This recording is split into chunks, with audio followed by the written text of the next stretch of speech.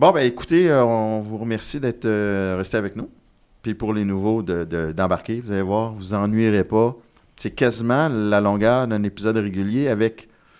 Puis dans le fond, c'est que les questions nous permettent de continuer les sujets qu'on aborde. Fait que c'est vraiment quasiment un épisode de plus pour votre argent. Christian Sterev. Maintenant que Kaprizov a signé pour 17 millions, je demande au Snake. Préfères-tu avoir Kaprizov pour 17 millions ou Suzuki plus Dobson pour environ 17,3 millions? Bien, c'est sûr que Kaprizov, c'est un long contrat. Je ne sais pas s'il va valoir son 17 millions à la fin du contrat, mais je te dirais que dans les prochaines années à venir, les 3 ou 4 ans, là, que c'est... De toute façon, Suzuki et Dobson sont également sous contrat là, pour quelques années, eux autres aussi. Moi, je prends Kaprizov. Donne-moi la mégastar. J'ai-tu le droit, moi, de changer un peu la question? Ah oui, là. Tu prends-tu Suzuki et Hudson? Disons qu'Hudson signe pour 9-10 millions. Ou Kaprizov? Moi, tu connais ma réponse. Ouais. Donne-moi Kaprizov. À place de Suzuki et Hudson? Donne-moi la mégastar. Ah. Oui. Mais Hudson, c'est une mégastar. Non. Pas encore. Non. Simon, on va pas me dire... Mais mégastar chez les fans du Canadien. Bon, on va être obligé de te remettre le chandail d'Hudson sur le dos cet hiver. Non, mais vous avez une mégastar assez facile, les gars, dans votre bouche. Non, mais là, tu as 2 tops, là, pour un. Moi, n'importe qui, même si tu m'avais... Donne-moi Kaprizov. Parle-moi de Nico Hischier et Luke Hughes. On va prendre Nico Hischier et Luke Hughes avant Kaprizov tout seul. Pas moi. OK. Puis t'adores Luke Hughes en plus. Oui. Fait que je suis fair, là. Ben oui. Puis Studsley, c'est une superstar? Tu prends-tu Studsley, Jake Sanderson ou Kaprizov? Ah! Mais Sanderson est bon, là aussi. Kaprizov. Hein? Ah ben là t'es... Oui, puis là, Stutzley, tu sais ce que je pense de Stutzley, là, c'est une de mes idoles. Kaprizov, ça fait 6 ans qu'il est là, ils n'ont pas franchi un tour. Eh où ta superstar? Ils n'ont pas franchi un tour en 6 ans. pour 17 millions, qu'est-ce que je prends? Bon. T'as le droit. Voilà. Donne-moi la mégastar. Même si t'es pas en liberté, t'as le droit. Voilà. Simon Cadieux. Est-ce qu'un joueur d'Impact joue plusieurs saisons dans la AHL ou Ligue en Europe? C'est très rare, à part le gardien de but. Mais non. Je te dirais que, tu sais, il y a eu Kaprizov qui l'a fait, mais c'était pour d'autres raisons. Il est resté en Europe parce qu'il n'y avait pas de contrat au Minnesota. Il y a Artemi Panarin, lui, qui est devenu bon sur le tard. C'en est peut-être un, ça, qui s'est développé sur le tard. Mais là, il ne parle pas des Russes, là. Non, il parle d'un joueur d'Impact. OK, juste à Montréal. Jonathan Marchessault, tu sais, il y en a très, très peu. Montréal. Oui. Suzuki, non. Non. Caulfield, non. Hudson, non. Slavkovski, non. Hudson, non. Kirby Dack, pour ce qu'il vaut, non. Patrick Laine, non. Goulet. Non. C'est ça. C'est Puis très rare. les gardiens, oui. Les gardiens, oui. C'est ça. Oui. Très, très rare. Oui. Les gardiens, oui. Montembeau. Ouais. Et Lebèche. Oui. Hubert Cadieux. Snake, quels sont les éléments que tu aimes voir chez un joueur qui n'est pas exceptionnel offensivement dans des niveaux plus bas? Quels atouts défensifs se transposent bien dans la LNH et lesquels se transposent moins bien? Bien, en général, les joueurs qui deviennent des joueurs défensifs dans la LNH, habituellement, étaient des très bons joueurs offensifs dans le junior. Mais souvent, ces gars-là étaient également des joueurs responsables défensivement. Alors, les atouts défensifs, moi, je te dirais qu'ils se transposent bien. Bien évidemment, c'est quelqu'un qui est hargneux, c'est quelqu'un qui n'a pas peur, c'est quelqu'un qui patine. Parce que ça, tu peux devenir un excellent échec avant ou pour surveiller des joueurs. Ce qui se transpose moins bien, je dirais un gars qui va donner des grosses mises en échec qui font bang dans les bandes. Dans le junior, ça peut marcher, mais dans la Ligue nationale, avec des joueurs aussi gros que toi, bien, ça va peut-être être un avantage qui va être moins marqué.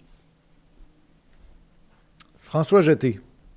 Est-ce que les séries de la LNH n'ont pas changé depuis 10 ans en termes de grosseur des joueurs et du jeu physique? Et qu'il ne vaudrait pas mieux y réfléchir à 2 fois avant d'offrir un gros contrat à Hudson? Est-ce que Chicago gagnerait toujours la Coupe avec l'équipe qu'ils avaient, alors que les équipes qui se rendent loin sont plus grosses actuellement qu'il y a 10 ans? Oh, c'est une bonne question. Bah, oui, mais si on me permet, Vas-y. tu ne veux pas avoir 2 Hudson dans ta formation, comme tu ne veux pas avoir 2 Caulfield à l'attaque. Non. Duncan Keith, bon, il était peut-être pas 5 et 9, mais il n'était pas 6 pieds non plus. Non. puis Chicago a gagné. Si tu en as un surdoué, ça peut passer. Tu avais des Bufflin, tu avais des Seabrook, tu avais des... Un, ça va. Dave Bolin. Ouais. Ouais. Un, ça va, mais j'ai pas de problème. Un à l'attaque, un à la défense. Ouais. Maximum. Ouais. Adam Fox, c'est pas très grand non plus. Puis Non. les Rangers, Moi, je pense que Chicago pourrait gagner. avant leur année de l'année passée, les Rangers ont eu du succès en série aussi. Puis Fox, c'est quoi, 5-11? Ouais. Moi, je pense que Chicago gagnerait encore parce que, justement, ils avaient quand même des joueurs de soutien et même des joueurs d'impact. Marianne a ça. C'était Non, mais c'était vraiment une force de la nature. Là. comme si c'était pas gros avant. Là. Ça a tout le temps été gros en série. Là. Ouais. Ouais. Peut-être ce qu'il voulait dire du jeu plus... Mais non, ça accrochait pas non plus. Non, les séries, ça a tout le temps été Ouais, des ça a gros toujours été bonhommes. dur. Là. C'est pour ça que je prends l'exemple de Duncan Keith, qui est encore bon aujourd'hui. Là. Ouais. En fait, l'exemple est encore bon parce que Duncan Keith, il ne joue plus. Non, c'est ça. Une question de Pelo Dude. Pelo Dude? Oui, P-E-L-O-D-U-D-E. OK. Vous avez fait mention que le CH risquait d'échanger son premier choix en 2026. Est-ce que Will Quill des Rangers pourrait être une bonne cible?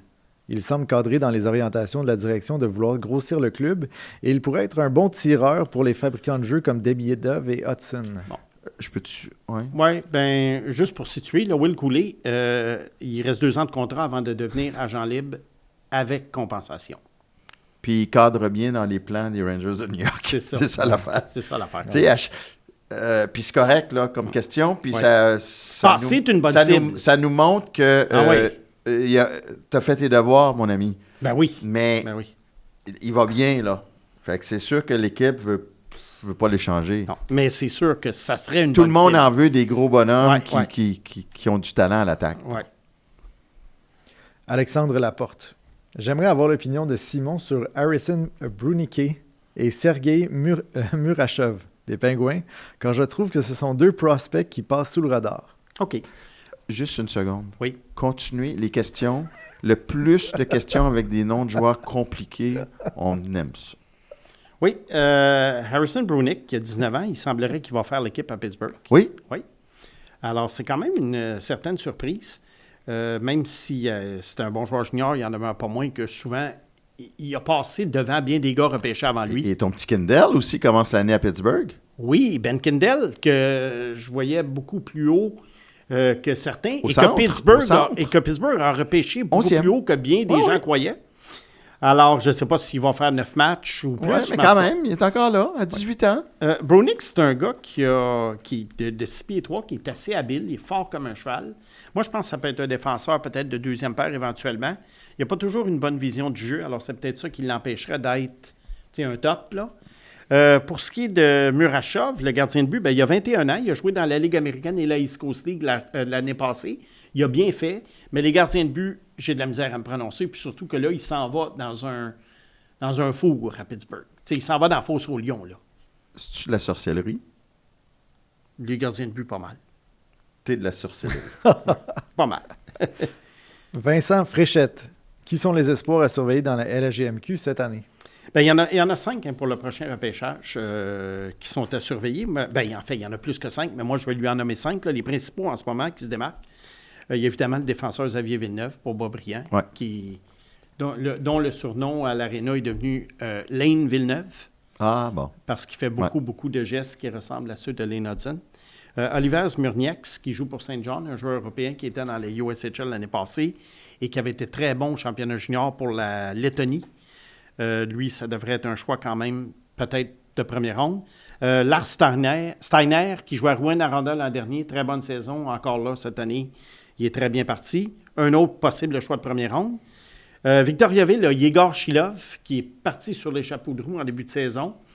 Un Russe avec un grand talent de marqueur. Et Maddox Dagenet, le fils de Pierre, qui avait été le premier choix de la Ligue junior maritime Québec il y a 2 ans, et qui, en 2024, et qui devrait, je ne sais pas, il y a des classements en ce moment qui le mettent en 2e ronde. Ah oui, hein? Mais on est juste au début d'octobre, ça risque de changer. Alors, c'est à peu près les 5 gars là, qui pourraient nous faire honneur cette année, mais il y en a d'autres, évidemment, c'est les principaux. Puisqu'on parle de hockey junior, je veux juste écoute, tu sais, avec mes princes, là. Nathan Birch, le meilleur joueur 2008 que j'ai coaché Ben, le meilleur joueur, puis en tout respect avec Zach, qui est un joueur exceptionnel. Pour moi, Nathan, ça a été le pilier de notre équipe, qui a compté son premier but À Québec. junior majeur pour les Remparts de Québec. Alors, good job. Malade. Pelagian Skeleton. Comment? Tu fais exprès. Alors, La personne s'appelle Pelagian Skeleton. Parfait. C'est un sobriquet YouTube, j'imagine. Non, J'ima- c'est son vrai nom. Skeleton? Ah oui, Pelagian Skeleton, c'est un vrai nom. Non. Ah, Ben non, je te vous niaise. Let's go. Est-ce toi, encore depuis que t'as possible? commencé à faire des jeux de mots, là. Qu'est-ce que c'est? Est-ce encore possible que Sean Farrell atteigne le niveau de Matt Coronato et Alex Laferrière ont atteint en 24-25? Je demande parce que les 3 joueurs ont joué ensemble pour l'Université Harvard en 21-22 et 22-23 et Farrell avait une petite avance sur les 2 autres et une grosse avance dans la USHL en 19-20 et 20-21. Bon. Mais une grosse avance aussi en âge. Parce que Farrell a un an de plus quand même que Coronato. Mais Là. oui, mais c'était pas si tant que ça, l'écart entre les 3. Regarde, j'avais jamais pensé à ça, ce que M. Skeleton nous dit. C'est vrai que Coronato et Laferrière ont vraiment dépassé Farrell au fil des ans, parce que dans la USHL, Farrell leur était supérieur, même s'il était un petit peu plus vieux. Puis même à Harvard Il était au quand début, même- là, oui. Même à Harvard au début. Alors, moi, je ne pense pas. Moi, je pense que la différence avec les 2 autres, c'est que Sean Farrell n'a pas la force physique et la hargne nécessaire pour faire ce que Coronato et Laferrière font. Laferrière, en passant, c'est qui est en train de se vraiment... À Los Angeles, tailler. ouais. Ouais, une belle niche là, à Los Angeles. Alors non, Farrell, d'après moi, est un joueur qui pourrait devenir un excellent vétéran de la Ligue américaine, à qui éventuellement on pourrait donner un gros contrat, tu comprends, à 2 voix, genre contrat Ligue nationale, mais 400 000 ou 500 000 pour jouer dans les mineurs. Ça, c'est possible, mais pour la Ligue nationale, moi, j'ai vraiment fait une croix. Surtout qu'il va avoir 23 ans en novembre. Puis ça, c'est malgré les statistiques qu'on attend toujours. Farrell, c'est pas 24, Mathias? Ah, c'est même 24? On Ah va- oui, je pense que c'est Il me 24. semble qu'il est né en 2001, moi. Oh, mais là, oui. Oh, oui, t'as raison, c'est On va aller 24. chercher ça. Là, Ben il y a oui. 23, puis il va avoir 24. Il est né le 2 novembre 2001. Alors, dans un mois, M. Farrell va avoir 24 ans. Alors, je pense que pour un attaquant, là... Ouais, mais il a passé au Ouais. balotage, si je me souviens bien. Oui, il a passé En au plus. balotage. Ah oui, c'est ça. Oui. Simon-Pierre Gagnon. Un trio Zarovski, Hage et Demidov. Est-ce possible? Oh, yes, sir. Oh, yes. Zarovski est gaucher, mais je sais qu'il peut jouer dans les 2 ailes, alors il est assez flexible de ce côté-là. Hage, d'après moi, a des très bonnes chances d'être un joueur de centre dans la LNH. À ce moment-là, est-ce que Caulfield, Slavkovski et Suzuki s'est coulé dans le béton? Pas sûr. Il pourrait avoir des permutations, mais un trio Zarovski, Hage, Demidov, mettons, dans 2 ans, ça pourrait être très, très Puis là, on s'emballe avec tous les jeunes qui sont là. Tu sais, on s'emballe avec le début de saison du Canadien. Puis là, tu en as 2 là-dedans qui sont même pas là, puis l'autre qui a joué ses matchs. Ouais. Tu sais, c'est le fun. Là. La Écoute, source n'est pas tarie. écoute, ça remonte aux années 70.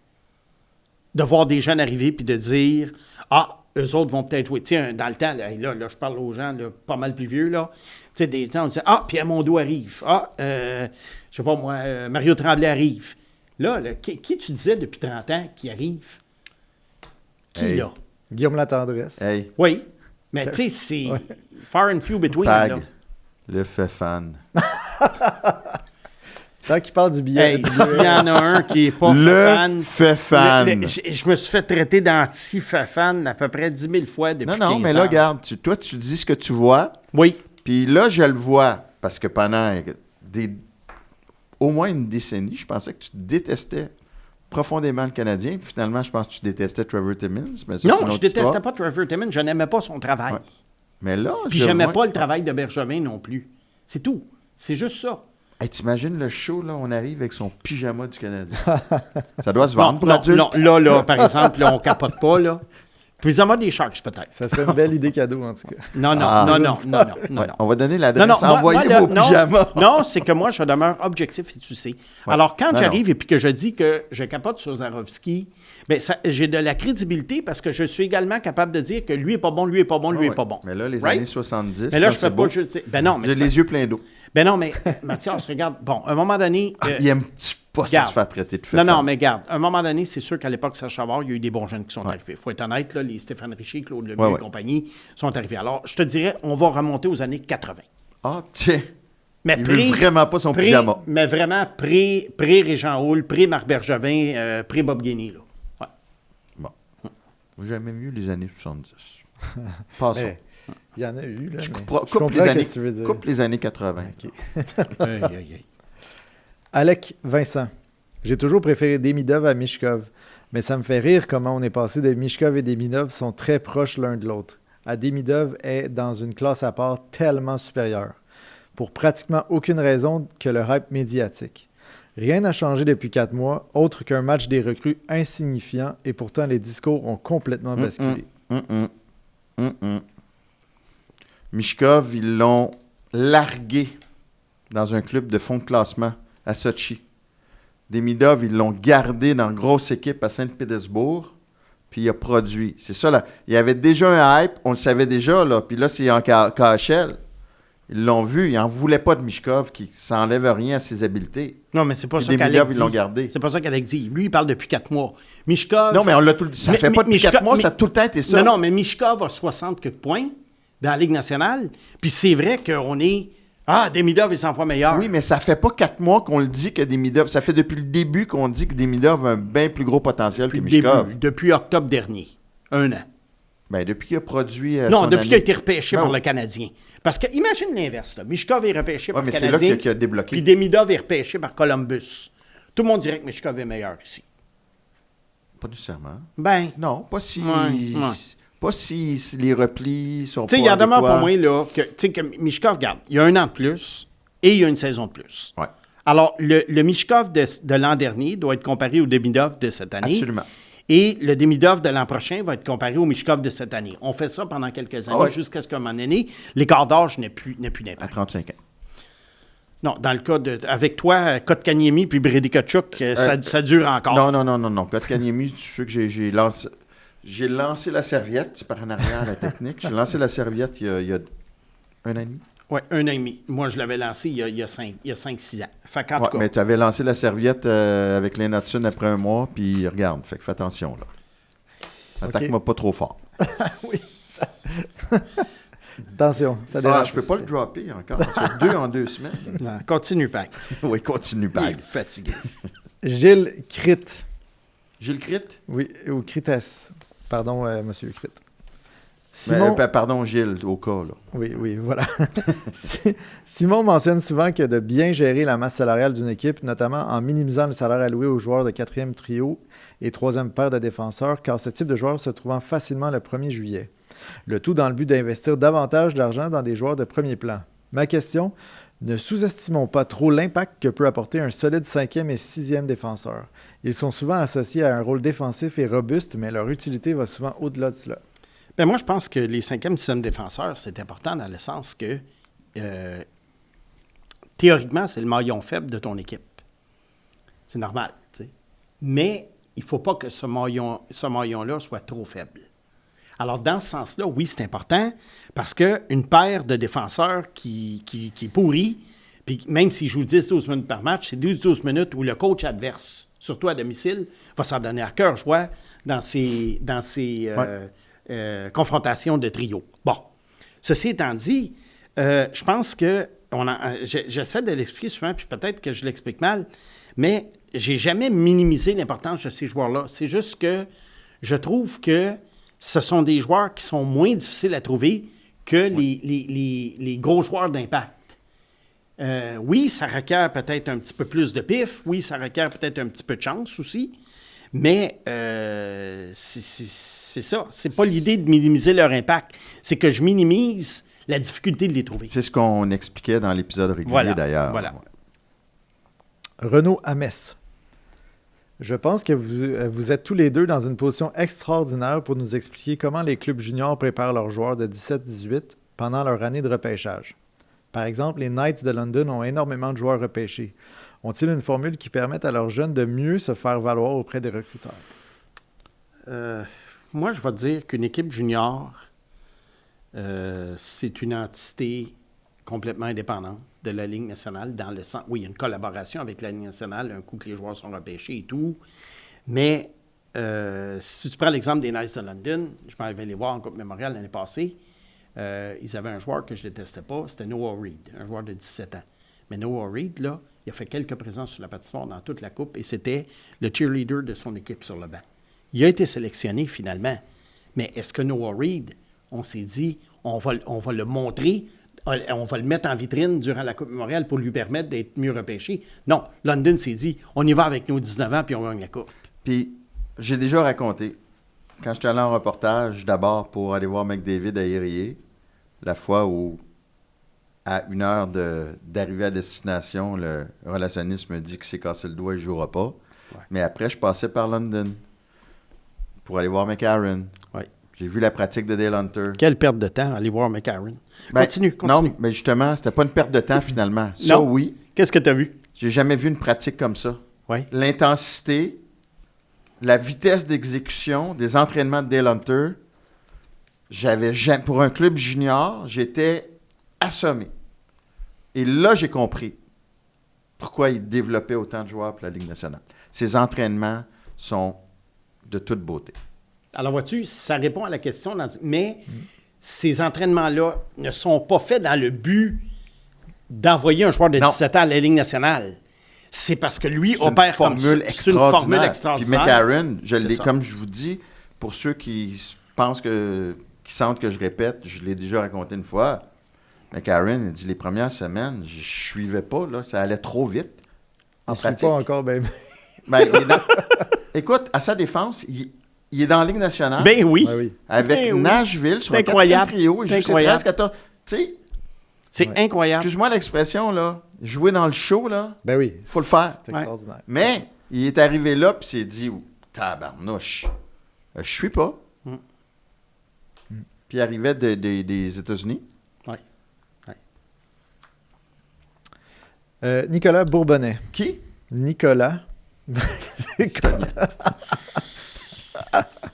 Il mord à chaque fois. Ah oui. Concernant David Reinbacher, je suis conscient qu'il manque de millage. Par contre, à la lueur des éléments suivants, 2 points. Son incapacité à se projeter qui ressemble étrangement... Protégé. De se protéger, pardon, qui ressemble également étrangement à ce que Goulet fait. C'est quand qui furent très décevants à date, voire l'an dernier avant sa blessure, ainsi que cette année. Quand allons-nous remettre en cause ce choix qui me semble de plus en plus avoir été une mauvaise décision? Pas tout de suite. Mais faites-vous-en pas, Nicolas. S'il y a matière à remettre en cause le choix éventuellement, quand on va le savoir, qu'est-ce qui s'est passé vraiment avec Reinbacher, faites-vous-en pas. On va en parler dans les épisodes, puis on va taper sur le clou.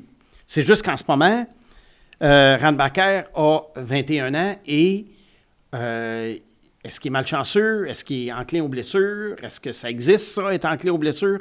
Regarde, en ce moment, là, on ne le sait pas. Moi, je vais en voir plus. Je lui donne cette année. Il va revenir quand même au jeu là, dans 3 semaines. Oui, il va revenir dans 3 semaines. Je pense qu'à fin décembre, on va déjà avoir une petite idée. Il va avoir une plus. idée où ça s'en va. Ouais. Puis je te dirais que dans 1 an et demi à peu près, là, rendu à sa saison de 22 ans, à la fin de l'année, là, à la fin de la saison, on va avoir là. une idée. Puis vraiment, on va pouvoir pas clore le dossier, mais rendu à sa saison de 22 ans, à mi-chemin de sa saison de 22 ans, d'à peu près 15 mois, on va savoir vraiment où ça s'en va. Et à ce moment-là, s'il y a d'autres joueurs, d'autres défenseurs, ou on ne parlera même pas de Michkov, là, s'il y a d'autres joueurs supérieurs à lui qui ont été choisis par après, dans les rangs qui ont suivi, faites-vous-en pas, on va taper sur le clou. Et il va avoir des blessures. Ouais. Lui, il va revenir, disons qu'il ne se blesse pas, là. S'il ne joue pas de match à Montréal avec les blessures qu'on faut attendre à la ligne bleue, ouais. Pour moi, cet hiver, ça va être une déception qu'il ne joue pas quelques matchs dans la Ligue nationale. En effet. Parlant de défenseurs repêchés après lui, là, les 2 Russes à Utah, j'ai pas entendu parler.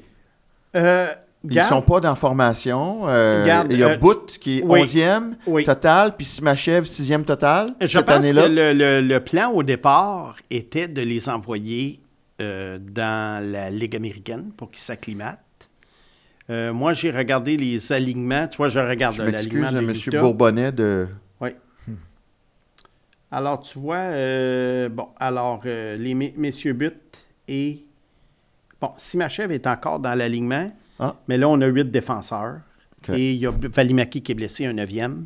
Alors, je ne sais pas. Mais Butt, lui, a été Et- cédé aux mineurs. Pour info aussi, Maverick Lamoureux a été cédé à la Ligue américaine. Oui, Maverick Lamoureux qui a été blessé l'an dernier, donc il va avoir besoin de... Ouais. Millage, comme on dit. De millage, comme on dit, oui. Tu répètes qu'est-ce que je dis? Hein? Ben, je m'en ai dit des reps, là, mais des reps en anglais. Alors, Ouais, mais millage, c'est très bien. Des Comme on répétitions. Oui. Parce que tu as ajouté le comme on dit. C'est du plagiat. Plagiat. Du plagiat. Rien de Primitif. moi. Appelle mon avocat. Jean Philippot. En écoutant Simon au podcast The Sick Podcast Trust the Process, il mentionnait que les Bruins comme une équipe qui serait une bonne candidate pour une reconstruction. Sachant que Pasternak est un joueur dans la fin vingtaine avec 3 saisons de suite de plus de 100 points, est-ce qu'il y aurait des équivalents que l'on a déjà vus dans le passé de joueurs avec ce statut d'étoile et de cet âge qui ont été échangés dans une reconstruction et qui ont amené des éléments clés dans une reconstruction réussie? J'en connais un, moi, qui n'a Vas-y. pas amené des éléments clés. Oui. Yaguer. Il était marqué ici. Non. Yaguer n'a rien rapporté. Ah, C'est du plagiat. Regarde, Mathias. ça, c'est du plagiat. Regarde. Non, c'est du plagiat. Yaguer, rien rapporté. Mais non, c'est John Leclerc. Non, c'est Yaguer. Ouais. Alors ça remonte à 2001. Pittsburgh avait décidé que... Pittsburgh n'était plus capable de payer les joueurs. Hein. Il y avait ça, là aussi. Alors, c'était un petit peu une reconstruction forcée, mais c'est vrai que Yaguer, ça n'avait rien rapporté. Pittsburgh, ensuite, qui a croulé dans les bas-fonds, qui est allé chercher les Fleury, Stahl, Crosby, Malkin et compagnie avec des Mais choix 3 top gars 3. repêchés au premier tour. 3 jeunes repêchés au premier tour qui avaient obtenu. Oui, là. puis ça n'a rien donné. Non. Regarde, il y a les Rangers, il y a quelques années, qui avaient envoyé la lettre à leurs partisans en 2018, dans le temps de Jeff Gorton, pour dire qu'ils reconstruisaient. Ils ont vidé le club. Alors, tu sais, ils ont échangé beaucoup de joueurs. Exemple, JT Miller. Mais JT Miller n'était pas JT Miller. Il n'était pas devenu JT Miller au moment où il a été échangé. Ryan McDonough a été échangé aussi. Rick Nash, qui était sur la fin de carrière. Matt Zuccarello, qu'on a échangé, un bon joueur, mais tu sais, c'était pas un super joueur étoile. Fait que, tu sais, c'est dur à dire. Je te dirais que ce qui se rapproche peut-être le plus, c'est ce que les Sharks ont fait l'année passée, il y a 2 ans. Timo Meier, Thomas Hertel. Ce n'est pas des joueurs qui sont au niveau de Pasternak, mais c'est quand même des joueurs qui étaient dans la fleur de l'âge, qui avaient des gros contrats et qu'on a décidé d'échanger. La raison pour laquelle ça ne se fait pas, c'est parce que les équipes en général vont essayer d'entourer leur superstar et non pas...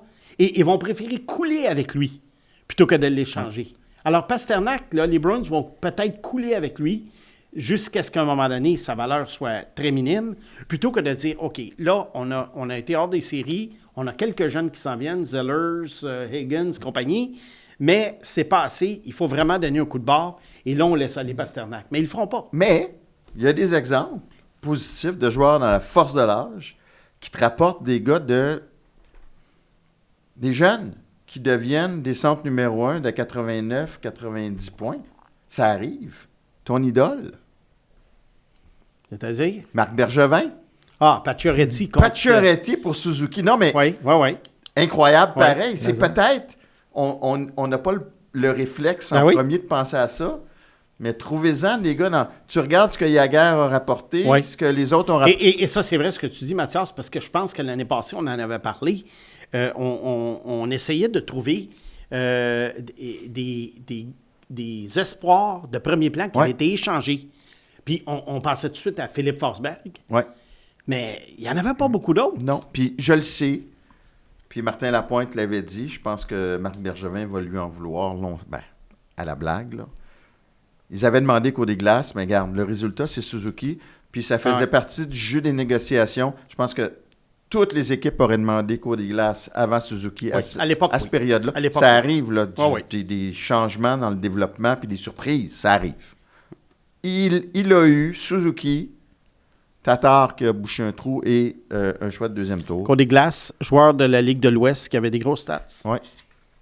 Un autre. On va y revenir là-dessus. Comme Connor Geeky.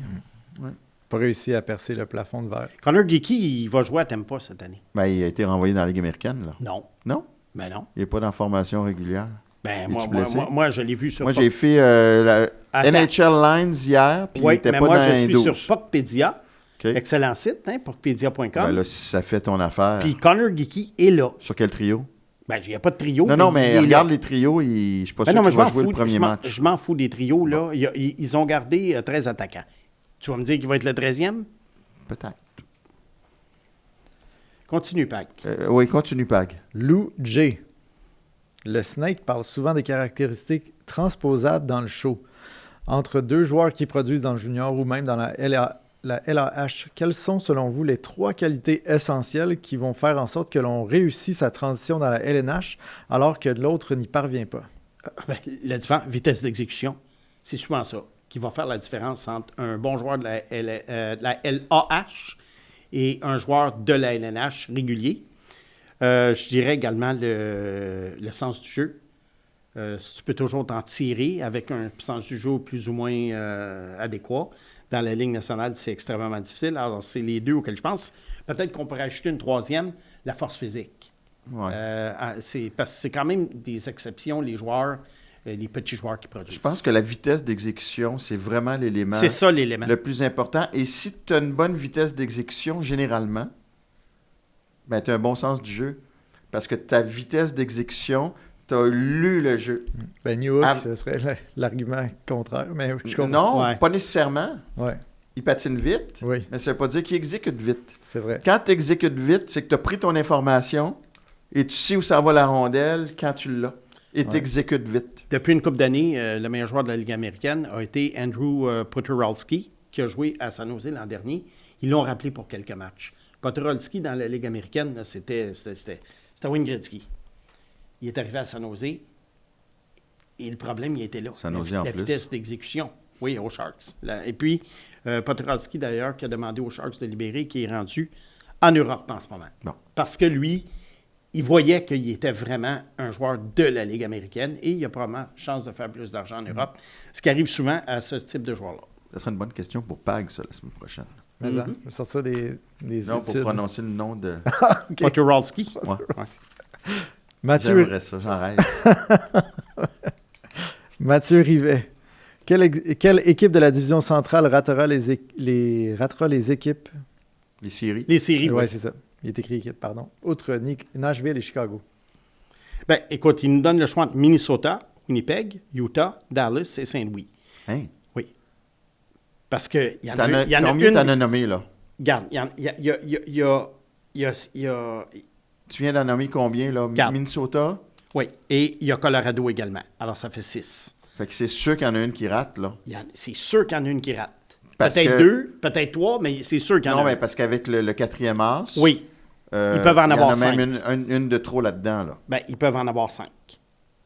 Puis là, t'en as nommé 6. Oui. Alors, il y en a une qui saute, assurément. Bon, c'est pas facile, celle-là. Non. Non. Écoute, c'est sûr que le choix facile, c'est Utah parce que ça fait 1000 ans qu'ils ratent les séries.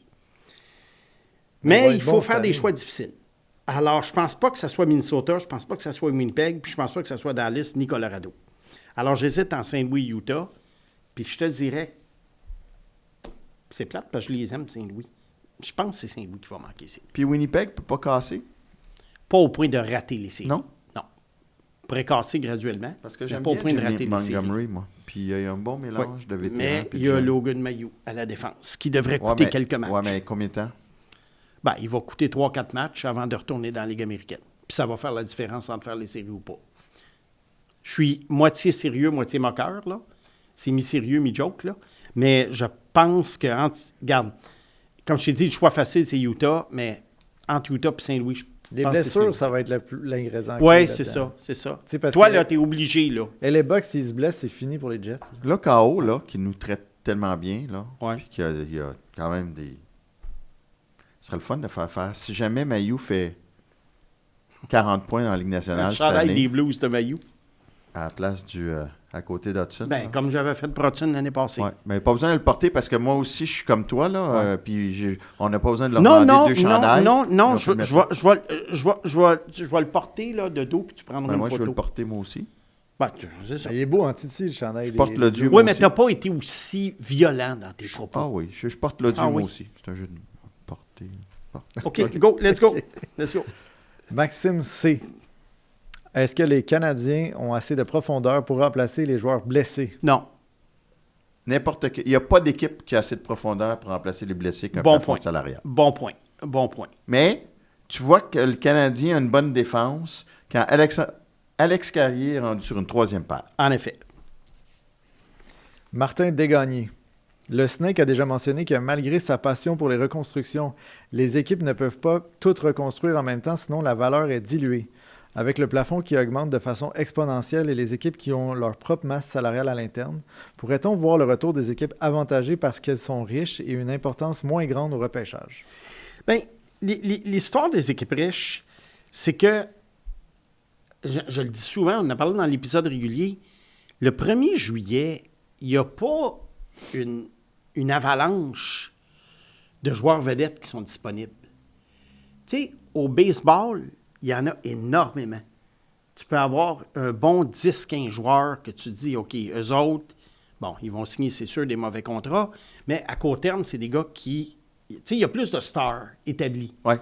Au hockey, Mitch Marner l'année passée, à part ça. Ben, c'est parce qu'on se méfie de plus en plus. Là. Il y a Ouais. tellement eu de mauvais contrats. Il y a juste Mitch Marner l'année passée, vraiment, là, qui était là... Ça s'est même pas fait là, c'était comme un échange finalement. Ouais, mais... Mais ça, c'est Ouais. juste pour Ouais. pouvoir y donner 8 ans. Oui, ou c'est 7. ça. Ouais. Mais l'idée, c'est qu'il voulait aller à Vegas. Ouais. Alors, c'est pour ça que je pense que la seule affaire peut-être qui pourrait arriver, ce que Martin mentionne, des équipes mieux nanties, oui, le plafond augmente parce que les revenus globaux de la Ligue augmentent, mais on sait que il y a des riches puis il y a des pauvres, entre guillemets, dans la Ligue nationale en fait de revenus. Et c'est possible que, oui, il y a des équipes qui, même si le plafond atteint 115, 120 millions, vont avoir un plafond interne. Ouais. On sait qu'Arizona a eu un plafond interne pendant 1000 ans. Là, ils sont sortis de ça depuis qu'ils sont déménagés à Utah. Mais c'est sûr qu'il va y avoir des équipes qui vont se dire « Hey, des propriétaires. » Non, on n'a pas les revenus pour aller jusqu'aux 120 millions. Alors, c'est peut-être... Alors ça peut arriver. Sauf que il y a moyen quand même de bâtir des équipes justement avec le repêchage. Puis les joueurs autonomes, il y en aura... Tu sais, il n'y en a pas beaucoup. Fait qu'une équipe, mettons, comme Toronto ou Canadiens ou Rangers, est-ce qu'ils peuvent arriver le 1er juillet et dire « Ah, ben nous, on va aller jusqu'au plafond, et alors on est prêt à offrir 15 millions à tel joueur. » Oui, mais à qui tu vas l'offrir? Draisaitl leur signé, McDavid leur signé, en tout cas au moins pour 3 ans. Regarde là, toutes les vedettes, ouais. Là. Puis Cale Makar, est-ce qu'il va devenir joueur autonome ou est-ce que Colorado va le signer? Parce que ça, c'en est un, ça, qui va en demander solide. Kapanen, il reste combien d'années? Kapanen? Oui. Avant son autonomie complète. Je ne sais pas, à peu près 4-5 ans. Je pense que le Canadien est correct. Mais dans 4-5 ans, il va peut-être défoncer le plafond d'une équipe de la Liga. Moi, je pense. Dirais-tu qu'il va atteindre le 4? Tu vois, je m'en allais essayer, avec mon esprit de contradiction, je m'en allais de sortir de quoi, puis je ne suis pas sûr. Liga. Mais je veux pas l'écarter d'une carrière de 7-8 ans, mais je peux pas non plus mettre ma main au feu. Mathias, s'il jouait pour les Blue Jackets de Columbus, que penserais-tu de Kapanen? Non, mais c'est parce que là, je trouve qu'on tape tellement dessus, puis il le mérite pas. Non, il ne mérite pas, le pauvre gars. Je pense que j'essaie de montrer un peu de compassion. Ce que M. Boisvert, M. le Serpent, le venin, lave-toi venin, tu n'en as pas de compassion. Je compatis avec le joueur, mais c'est plus fort que moi. Moi, c'est mon cœur. Mon cœur tendre. C'est que je comprends pas qu'il y en ait qui le voient gros comme ça. Bon, okay. Mon cœur tendre. Oui. C'est juste ça. Bon, vas-y. On termine avec Éric Chavez. Hey, l'ancien 3e but des Aces d'Oakland. Hein? Éric Chavez, c'est l'ancien 3e but des Aces d'Oakland. Ça doit être quelqu'un qui s'est... Ah oui, c'est peut-être lui. Ben non, mais c'est... Non, mais c'est peut-être son vrai nom. Ah oui, c'est peut-être son vrai nom. Oui, mais ça me rappelle Éric Chavez. Ben, des fois, il y en a qui se donnent des noms, tu sais. Ouais. Ben oui. Mais en tout cas, si c'est à l'honneur du joueur de baseball, thumbs up. Puis si c'est le joueur de baseball, tout thumbs up. Oui, d'avoir appris le français parce que vous écrivez bien. Devrait-on utiliser Caden Goulet comme monnaie d'échange pour acquérir un deuxième centre? Il a une bonne valeur à travers la Ligue et surtout avec un contrat avantageux qu'il possède. Bon, on connaît ta réponse. Bien là, moi, je vais répondre en 2 volets. La réponse est monnaie d'échange, oui, parce que c'est un joueur de porcelaine. L'idée d'aller chercher un deuxième centre, ça serait l'idéal. Mais est-ce qu'à travers la Ligue, il y a une équipe qui va donner un deuxième centre pour Caden Goulet? Moi, j'ai l'impression que Caden Goulet... Moi, j'ai l'impression que Caden Goulet, il y a juste les fans et les médias montréalais qui le trouvent formidable. Non, c'est pas vrai. je te dis pas qu'il n'est pas fragile, qu'il se protège bien, mais il a une très bonne réputation. Je pense que Tourigny, là, il irait le chercher en jet privé, là, à Utah. Bon, ben écoute, on va aller regarder en Utah, qu'est-ce qu'il y a? Logan Cooley, Barrett Hayton. Ouais, hey, ça c'est... Puis là, ils viennent pas de repêcher... Caleb Desnoyers. Caleb Desnoyers. Ben oui, regarde-moi donc ça. Wow, Dylan Gunter. Ah ben non, ça c'est pas un joueur Leur de centre. défensive est bonne, me semble. Utah. Ah ouais. Non, mais je vais juste te dire qu'André Tourigny l'adore, puis il y a d'autres coachs qui adorent Goulet. Alors, dans ce temps-là, sais-tu qu'est-ce que tu fais? Tu prends le téléphone et tu pas un téléphone, et tu ça. l'échanges. Parce qu'à ce moment-là... À moins que ça soit à ce moment-là, l'agent 007. si toi, tu juges que le joueur que tu peux obtenir en retour est supérieur au joueur que tu donnes, puis que d'autres équipes évaluent, je dirais pas surévaluent, mais évaluent voient plus gros le joueur que toi, échange-le. C'est ça la règle d'un Oui, mais ça d'un dépend échange. pour qui, là. Goulet, je ne l'échange pas pour n'importe qui. C'est quand même Bon, un joueur alors, structurant. c'est ça. Alors, 44 matchs par saison. Ben, Puis là, donnons-lui il est l'année. blessé à l'orteil, il est blessé au petit doigt, il est blessé au cou, il est blessé à l'épaule. Non, c'est parce qu'il se protège mal. Mais tu sais, Puis, c'est tu sais, un joueur il y a- courageux. Il y là. a ses 2 buts, 14 Mais non, passes, puis mais- il passe pour un joueur offensif. C'est Moi, vous me rendez compte. Arrête avec vous me rendez dingue. D'abord, moi, arrête ces avec tes gars-là. jeux de mots. Là. C'est toi qui en as fait le plus aujourd'hui. Là. Vous me rendez complètement fou avec Caden Goulet. Non, mais sérieux. Ben non, mais c'est Il parce que chiale sur les jeux de mots, puis Non, c'est lui mais qui en fait le c'est plus de parce la que gang. C'est tous des gars que si ça jouait à Utah Non, ou ça, si c'est- ça non. jouait à Buffalo, Non, c'est pas vrai. Vous seriez pas là, en Non, c'est admiration pas vrai. devant Non, lui. pas en là. admiration, mais je ne l'échange pas contre n'importe qui. C'est un gars qui a une valeur. L'aurais-tu échangé pour Dylan Cousins? Oui. Ah, OK. Alors, tu remontes dans mon estime, Mathias, et tu termines bien le show. Bon. Monsieur, là, c'est Monsieur Dieu le Père. Oui, est en train de me décidé, donner. j'ai décidé, je te donne ma bénédiction.